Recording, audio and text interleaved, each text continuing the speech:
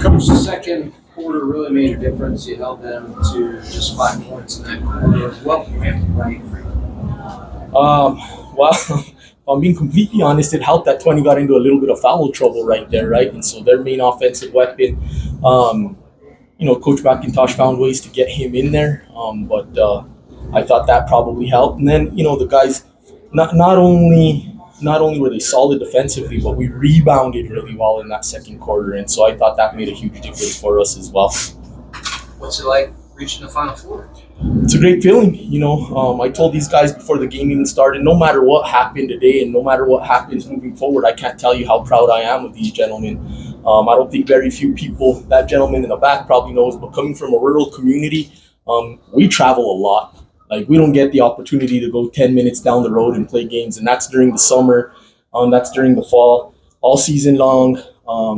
These guys have so much heart, resilience, toughness, and I'll take that up against anybody any day of the week, really. Yeah. Coach, do you know when it was last time that you guys reached Final Four? I was in 2023. Yeah, 2023 reached Final Four. Ironically enough, we beat Highland in the quarterfinal that year. And so we get them tomorrow, obviously.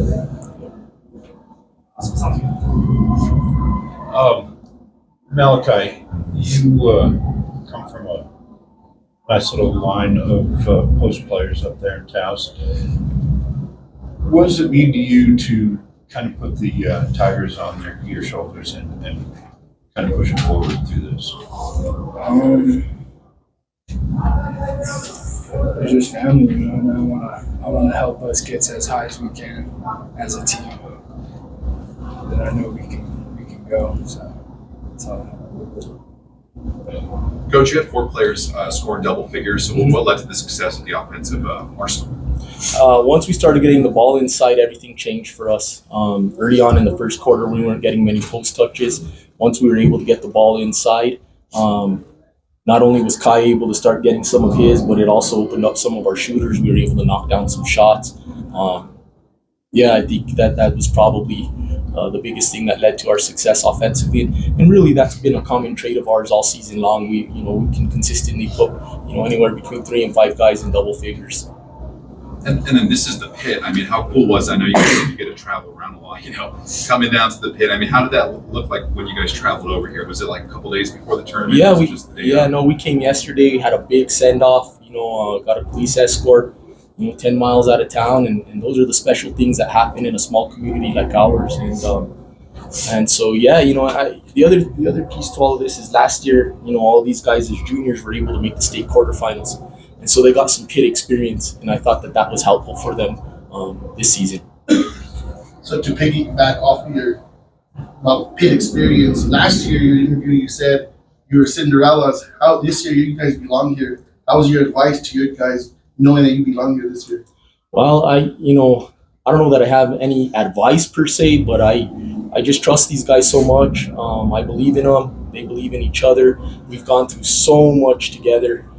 Since these guys were young, since they were freshmen, you mentioned Malakhai Ely. We actually have, from the last pit experience the last time we made Final Four in 2023, we had 3 of their older brothers on that team. Now we have 3 of the younger brothers on that team, and so it's really cool to see all of this come full circle. But we know the challenge ahead of us tomorrow, right? We all saw what Highland did this morning and what they've been doing throughout the season.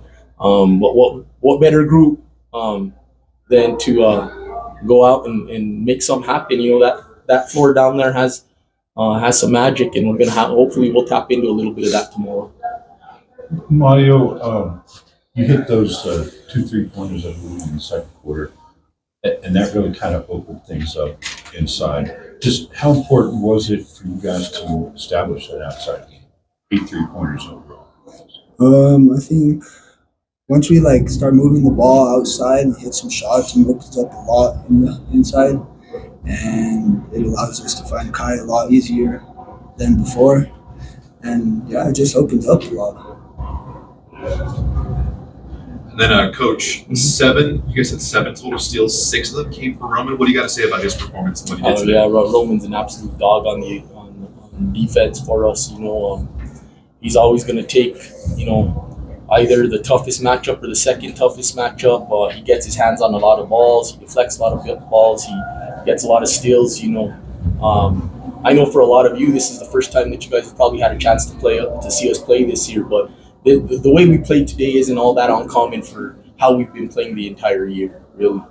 And something that stuck out to me was conditioning. I mean, nothing against the Norte, but I felt like you guys can probably play another game and not be exhausted at all. I mean, what went behind the whole conditioning process? Well, we come from 7,000 feet. You got to remember that. You guys have something out there that says you're coming up to 5,300 feet. We're coming down, right? Everyone else comes up, we come down. So that helps.